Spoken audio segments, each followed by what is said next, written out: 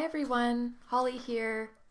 I'm gonna give everybody a minute as usual to find the live and to just to get here. And hey Summer, I can see that you're here. Let me know in the comments if you can hear me and see me okay. Send me a like or a heart if you can hear me and everything. Summer's a first timer. Oh, you're welcome. Welcome here. So just quickly, for those of you who are new to the group or new to these lives, I'm Holly Clausen. I'm the founder and admin of this group, a parenting consultant specializing in helping parents of spirited kids. Also mom to two teens now, Sam, who's 13, and Aaliyah, who is 16. And I love having teenagers. I will tell you that right now. So today we're going to be talking about my journey as the parent, as the mom of a spirited child. And Sam's actually going to be joining us in about 15 minutes. So he has instructions to get down here at 11:15 to join us to answer some questions that you guys sent in to us. So after I share my story, I want to just quickly share three things that I really wish I had done differently. Sam's turned out amazing, but I've certainly made a lot of mistakes over the years, and so I wanted to share the three things I wish I had done differently, and that I now recommend that all parents of spirited kids do differently, just to have a better relationship with them and to have less fighting and power struggles. I would love to know, since this group, since the parents of this group have kids of all sort of different ages, I would love to know in the comments how old your spirited child is. I know we've got a lot of toddler age and preschool age, but I'm curious, do we have some parents of older kids too, 6, 7, 8 years old? Let me know in the comments. See if I can read them here. Yeah, I think I'm seeing them. So as you do that, I'm just going to jump right in. I'm going to go back to 2006 when Sam was born, and start with my experience of having a fussy, colicky, high-need newborn and baby. So when Sam was born, he came out screaming, literally, and did not stop for months. Literally, as a newborn, when he was awake, he was screaming. He also had significant trouble sleeping. He would sleep in 45-minute increments, so he would sleep for 45 minutes, then he would wake up screaming, and I would feed him for 45 minutes, and then he would sleep for another 45 minutes. So needless to say, it was completely exhausting as parents. As he got a little bit bigger, about 4 or 5 months old, we realized that the colic, which is what we thought it was, should have ended, but he was still really fussy and super active and needed sort of constant holding and soothing and attention. You couldn't just kind of put him down with toys and have him play independently. So that's sort of when we found the term, high need baby or spirited child, and sort of began to understand that maybe there was a bit of temperament going on here, and not just, colic. Grace says that brings her back in time, that sleep cycle. It's terrible, right? It's like, man, yeah, you never forget those days. So we noticed a big difference in Sam the day he started crawling at 8.5 months. He started to get easier. He could kind of, I think, get where he wanted to go. He had so much energy and determination, but now he could, come find us in another room or go get a toy that he wanted. So in that way, he did start to become easier. Then if we fast forward to the toddler years, it was not easy at all. He was the king of meltdowns. I had no idea a child could have meltdowns like that, lasting at times up to an hour, up to 10 times a day. It was completely just overwhelming and exhausting, and we had no idea how to help him out of a meltdown. All the usual sort of techniques we read about weren't working. So it was just, you were just powerless. You just, kind of I don't even know what we did. I don't know how we got through that, but we did. As he got a little bit bigger and sort of moved more into preschool age, continued, I would say the meltdowns got a bit better, but he still would have a lot of meltdowns. Anytime we tried to ask him to do something, that, it either ended in sort of refusing to do it or freaking out about it or basically just again having more meltdowns. Anytime we asked him to do something, asked him not to do something, transitions were still really hard for him. So, getting into the car to go run an errand, getting ready to go to preschool, getting ready to go to bed, use the potty, all those things were like, it was like pulling teeth to get him to do anything. So life definitely continued to be a struggle. But the interesting thing is, as a preschooler, I did put him in preschool for a couple of half days a week. It was mainly for my own sanity, just to be able to get a bit of a break. And I remember being so worried, what is he going to be like at school with other people and with other kids? And I remember at the first parent-teacher meeting, they called me in and I was so worried about what they would say. And they said, and I'm not exaggerating, they said, Sam is one of the best behaved kids we've ever had at the school. We wish all our little boys were like Sam. And I literally said, are you talking about Sam Clausen? I couldn't believe it because he was such a challenge at home. But clearly he was able to just hold it all together at school and was just like a little angel there. At home, of course, he continued to struggle. I would say there was another bit of a turning point at around age 5 when he started school. And I think part of that was just that I probably had a bit more patience because he was now gone all day, 5 days a week, which was wonderful. And he continued just to do really well in school. Always listening to the teacher. The teachers would say, the other kids kind of gravitate towards him and look up to him, and he's a leader in the classroom. But then he would often come home after school and just like let it all loose and, kind of take it out on us. He wasn't able to hold it together anymore.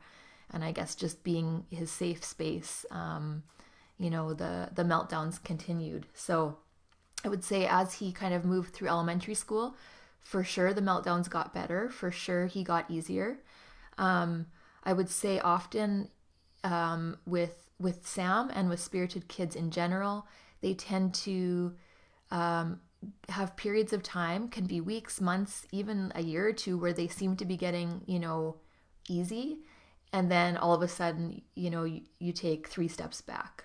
So it's kind of this constant back and forth, getting easier and then getting more difficult. And sometimes that can be because of changes in routines, changes in your home or your family, changes in their stage of development and sort of the skills that they've learned and so on. So for us, so kind of throughout the school age years, continued to have some trouble managing his emotions at home, unable to be flexible or to compromise, unable to sort of shift gears if he was looking forward to something and plans changed. That did not go well, to say the least. Continued to be a picky eater.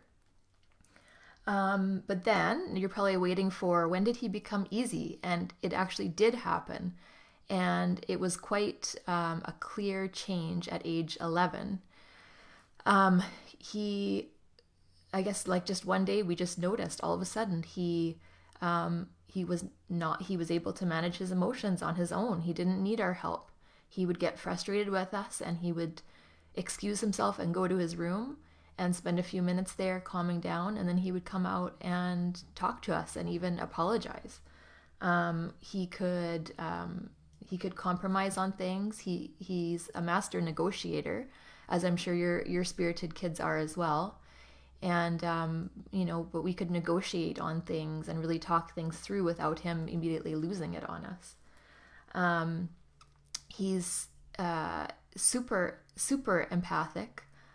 He's the one to always notice if I'm upset or if somebody else is upset, and to, just really, want to help in those situations. Super determined and goal oriented. He knows what he wants to do with his life. He's started saving for college at 13. When he's got something in his mind, he just goes after it full force. He's an amazing kid. So he should be down here in about 5 minutes. And I got some questions that you guys have sent, so I'll let him answer those. But first, I just wanted to share the 3 things I wish I had done differently, especially when Sam was really little. So the first thing I wish I had realized is that parenting and disciplining a spirited child is much more about changing ourselves than it is about changing them. I think often we have this idea like, oh, I just want my kid to be easier. I just want her to be more easygoing and go with the flow and not fight me on everything.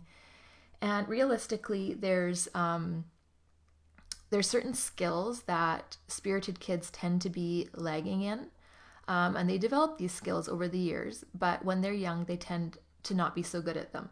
So these skills are flexibility, adaptability, frustration tolerance, and problem solving. So if we know that our child is lagging in these skills, it doesn't make sense rather that we just expect them to be able to manage their emotions or to be flexible when plans change. It's up to us to adjust our expectations in order to help them. And that's actually the best way for them to learn those skills. So the best way for them to learn to be flexible is for us to be flexible. The best way for them to learn to problem solve is for us to help them problem solve. So that's something I really wish I had known when Sam was younger. The second thing I wish I had done differently is I wish I had focused more on the big things and let the little things go. I wish I had really, focused on things like, safety issues, health issues, physical respect of people and things, and let some of those other things go. Things like, like eating everything on your plate, or, things that are in the grand scheme of things are so small. And I find, especially with spirited kids, if we turn everything into a big deal and we have a ton of rules and a ton of expectations, we're just going to have power struggles and fighting constantly. So I really wish I had kind of had that mindset of letting some of that little stuff go rather than trying to always be consistent. And, I was so scared that if I didn't enforce every little rule, he would turn into this wild child or wouldn't know right from wrong or things like that. And then the third thing is I wish I had focused less on telling him to do stuff and more on helping him do stuff. So one example was when he was about 3, we had come home from preschool and I asked him to hang up his jacket on the hook. And it's such an easy thing. And I knew he was physically capable of hanging up this jacket. But he said, I can't do it. I can't do it. And I thought, okay, if I don't, nip this in the bud right now, he's going to think he can just do whatever he wants. So for 45 minutes, him and I fought about this dumb jacket. And I insisted, Sam, you cannot have a snack. You cannot watch TV until that jacket is hung up. And I still feel yucky when I think about it, because all I would have had to do is realize, okay, he's just been at school. He's done. He has no emotional and physical resources left. And I need to help him. I could have, walked downstairs with him, held his hand, led him to the coat hook and helped him hang it up. Through doing that, I would have been supporting him and also, teaching him that there is an expectation that you hang up your jacket, but when you can't do it, I'm going to help you. So that's the third thing that I wish I had done differently. So Sam should be down here in a minute, but I had one question from Dawn. I think it was more for me than Sam. So her question was, what are some tips you suggest for managing power plays so regular life can go on? So I think I kind of touched on this already a bit, Dawn, but I think, the more rules and expectations we have and enforce all the time, the more power struggles there are going to be. So I think really deciding ahead of time, what are the big things that you're really going to be enforcing, and which are the little things that you're going to let go of, that's going to really help. Another thing is really having a solid routine from day to day and really clear expectations of what's happening throughout the day. That's gonna reduce some of those power plays as well. And I think we have, you can come in. We've got Sam here now, so I'll just move over. Okay, so can you come forward a little bit? Okay, so this is Sam, the infamous Sam. And so we had a couple questions that were sent in ahead of time that I wanted to ask. Just make sure you kind of talk into this. That I wanted to ask Sam. So, you know Hunter, right? Yes. Yes. So Hunter wanted to know, when you get frustrated or upset, how do you stop yourself from screaming? Well, the best option for me personally is to take yourself out of it and go sit in your room for a tiny bit and try and relax. And then when you're calm enough, you can go back and talk to your mom and figure out something rational or easy. Okay. Yeah. So maybe not kind of reacting in the moment? Yeah. Yeah. If you're that mad, yeah. Yeah, exactly. Yeah. What are some things that you do now, like when you get frustrated and, you don't want to kind of, freak out at us or something? What are some things you do to kind of calm yourself? Most of the time at this age, I don't get to that point where I'm going to freak out. Mm-hmm. But if I get too angry, I go to my room again and read a book or watch a show in my room and for like 10 minutes and then come back out and talk about what we should do. Yeah. That's good. Okay. One question was, what do you, I mentioned earlier in the live that you have some ideas already of what you'd like to do when you grow up. Yeah. What can you tell us about that? My plan for when I grow up is I want to be a lawyer. Mm-hmm. So currently I'm going into high school just this year. Mm-hmm. I'm excited for that. And after I'm done with high school, I plan to do my undergrad at Trinity Western. And then I plan to go to law school at a place of my choice at that time. Yeah.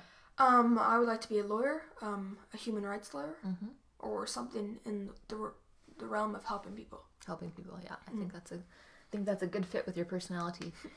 What were some of the questions we talked about before? I thought people might want to know, do you ever have troubles at school? Do you have issues like with friends or teachers or getting into trouble or anything like that? Getting into trouble, no. I don't really get into trouble that often.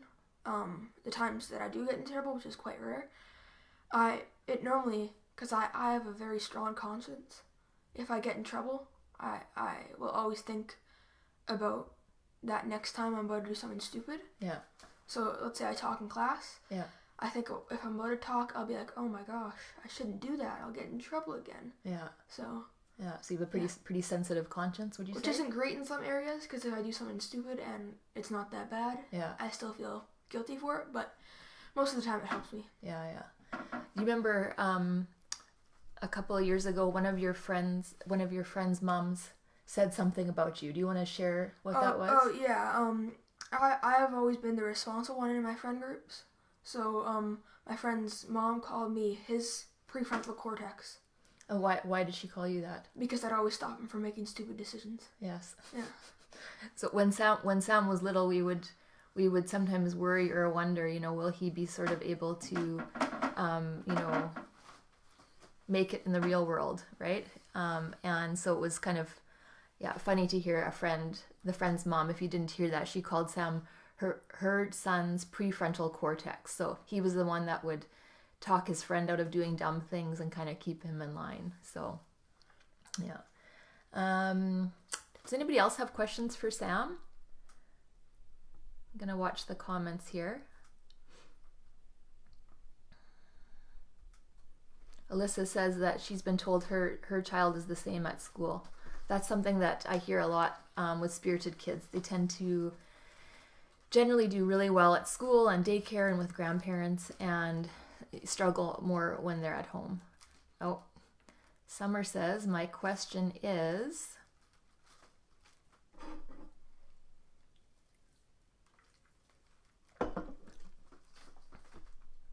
We will wait for it. Okay, Sam. Mm-hmm. Is there anything else you want to say? Well, I've never been tempted to do anything bad, like drinking or drugs. Mm-hmm.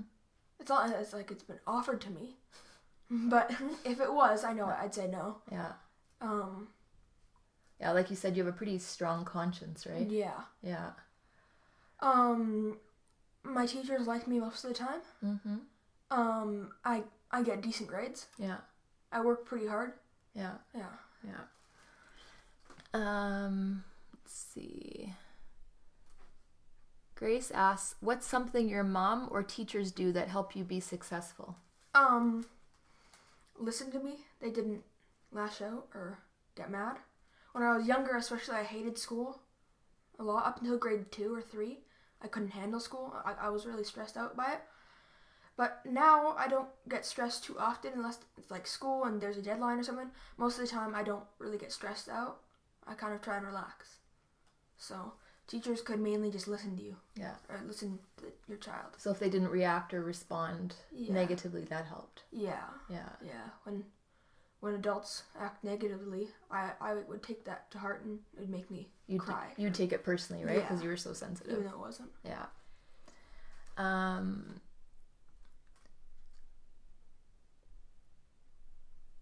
me see. Oh yeah, Vanessa Hunter asked, how do you control your mom? I don't think there's a very easy way to do that. I think if there was a way to do that, you would have figured it out by now. I've already tried mind control. It doesn't work too well. No. They mainly just look at you and think you're weird. Yeah, exactly. Can't really do that too well. Sorry, Hunter, you can't. So, okay. No peer pressure at all? No, I don't really get too much, or peer pressure in a sense of doing stupid things like, hey, why everybody else is doing this? Why don't you do it? It's happened before, but nothing serious like vaping or anything like that. And most of the time, I don't really care about peer pressure. Yeah. I know it's stupid, and I know I'm not gonna do it. So I kind of have my morals, and I'm not gonna abandon them. What a wonderful, well-spoken kid from Kyla. Thank you, Kyla. Allison's asking, says, hi, Sam. Thanks for talking to us. Is having such a high level of empathy difficult? How do you deal with that? I can't. In most movies and stuff, if anybody dies, I always feel really bad. I don't cry, but it makes me sad. Empathy isn't a bad thing. To a certain extent, it can be bad, but for most of the time, it's good to know what other people are feeling, so you don't lash out. Like if someone at school is having a bad day, you learn to help. Through elementary school, empathy wasn't big on kids. A lot of kids hadn't developed that yet. But if your child hasn't developed empathy in elementary, don't worry. I mainly started developing my empathy in grade 6. Yeah. Yeah. I was saying, Sam, how you're sort of the one who, especially like in our family, who will notice if I'm upset about something, right? Like just an example, about a week or two ago, Sam walked in and I had like one of my eyes was like a tiny bit watery, and he came running up to me. Are you crying? You remember that? Yeah. Yeah. So he immediately wants to know what's wrong and how he can help. And I wasn't even really crying, so. Oh yeah, and then Hunter had asked, how do you stop screaming? At a certain point, screaming just isn't a good option. You get to realize screaming won't change the situation. So my advice would be try and talk to your mom before screaming, or just don't scream in general. Screaming won't get you what you want. Yeah. And you said before too, maybe like if you're kind of feeling really, really frustrated or mad, kind of going to your room and just, taking a bit of a break. Deep breath. It's some deep breaths, yeah. Yeah. Here's another question from Zoritsa? Zomitsa? I'm sorry, I can't quite read it. But the question is, Sam, do you have memories of being younger, maybe in preschool and elementary school, and the things that made you frustrated at that age? Mainly little things. Yeah, like not getting my way. You shouldn't really always give your child their way. Most of the time, it's not great to let your child watch TV for 9 hours. Probably not, yeah. When I was young, memory I mainly had was crying at school at that age, and I felt so embarrassed and sad.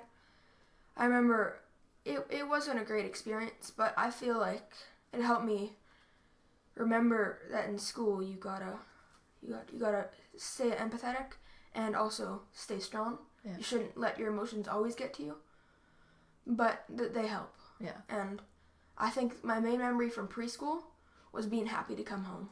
Yeah. And see my mom. Yeah. And so just be aware when your child is sad about going to school, you got to understand how they feel. Because I definitely felt like that. Yeah. You always did really well in school, but I always got the sense that you could hold it all together really well during the day, but then when you would come home, you were just done. Yeah. Yeah.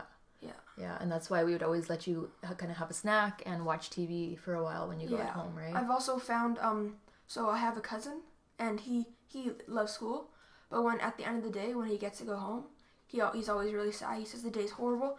So most of the time, if that happens, all it means is your child had a bad end of the day, or it was a bad day compared to what would happen at home. Yeah. So it doesn't mean the day was terrible, like they say. It just means the end of the day was terrible, or they want to go home. Yeah, or maybe he's just kind of letting out his emotions. Letting out right? emotions. Yeah. Yeah. Yeah. Exactly. Jesse wants to know, Sam, what stressed you out about school when you were younger? It wasn't so much pressure. I didn't have a lot of pressure. It was mainly just going to school and being there, and social, like, friend groups and stuff like that. That was never really a big problem for me, making friends. What mainly stressed me out was just being at school in general. Maybe I can give some insight elaborate, there. please. Yeah. So I think with Sam, I think what it was he did well in school, he enjoyed school, but just because he was able to manage his emotions at school doesn't mean he didn't have those emotions at school. Yeah. Right? And I think, he would still feel the same, level of intensity and disappointment and frustration, but he wouldn't act on it. And I think that takes a lot of, it's stressful, right? It takes a lot of energy throughout the day to hold that stuff in. Summer asks, what advice would you give a 7-year-old boy who feels his mom isn't always fun due to chores and school lessons and so on? Well, I never really found my mom fun at that age either, offering me chores. Yes. But as you get older, you realize she's doing it for your better outcome. It's kind of confusing to say, but I felt when I was younger, I felt like the world was against me, and especially my mom was part of that world. But as you grow up, you realize that she was doing it for you. So even if you're doing chores, you gotta learn to have that work ethic. So when you get into the real world, you can realize, oh yeah, I need to do chores so my room isn't horrible. So right now, you might not like your mom, but when you get older, you'll learn to appreciate what she did for you. Does that mean you appreciate me now?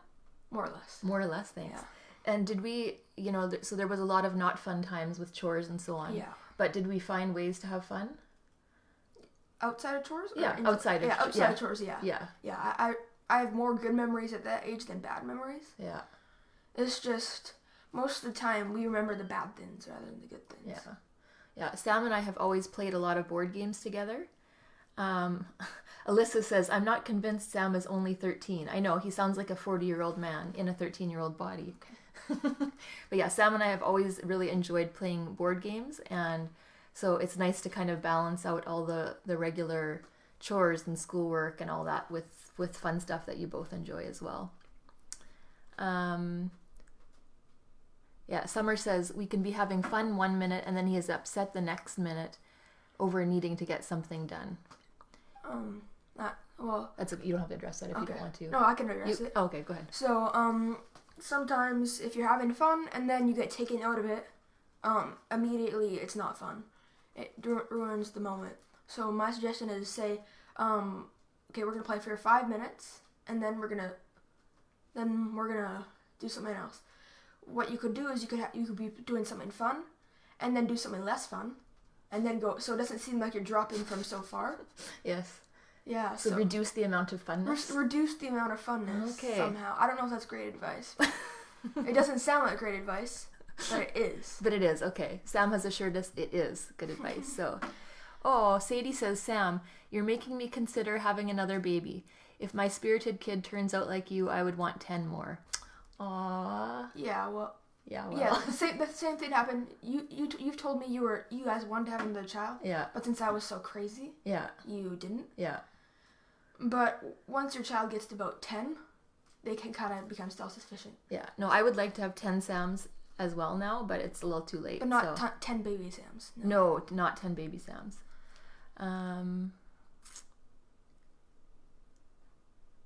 Oh, Summer said that her son has been watching you too, Sam. Oh, yeah. Hi, son. And they love board games. Glenda says, we joke that our 7-year-old is actually 25. Yep.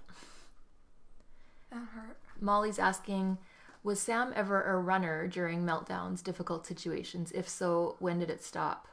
I don't think you really were you? Would you run away? One time I did. I remember I got so mad at the world. Yeah. I ran, but then I ran out to the shed. Oh yeah, I guess. Yeah, and I sat there for 20 minutes, and then I realized I was hungry, and I came back inside. Yeah, yeah. That last time I've had a big freak out was like 8 or 9. It was a long time ago. It was in this house, but it was a while ago. Yeah, yeah. I haven't been that mad in a while. No, you haven't. Yeah. No. Yeah, that was the last time. So yeah, so generally he wasn't a runner. He was he stayed pretty close to me and stayed pretty close to home. So yeah. Hi Megan, welcome. We're gonna actually wrap things up here in a minute, but you can go ahead and watch the replay as well. If there are no more questions for Sam, then that might be all. One thing I did want to share is that in the next couple of weeks, I'm going to be launching my a new program called Power Struggles to Peace, and it's going to be a 4-week program where we walk you through my system of basically, everything from managing transitions and meltdowns and defiance. And we're going to do it all in a group setting with group coaching to give you support along the way. So I'm going to leave a link at the top of this live if you want to sign up for to get more information or join the wait list for that. But if that's all we have for today. Oh, Alyssa says, thank you, Sam. Your hair is awesome, dude. Oh, thanks so much. I've been growing it out. Yeah, he has been. Yeah. This drives me crazy. There we go. See your beautiful eyes. There we go. I don't like my eyes. Sam. I'm kidding. Okay. Thank you so much, everybody. And I'll see you here again next week, 11 a.m. Pacific and 2 p.m. Eastern. Thanks for coming.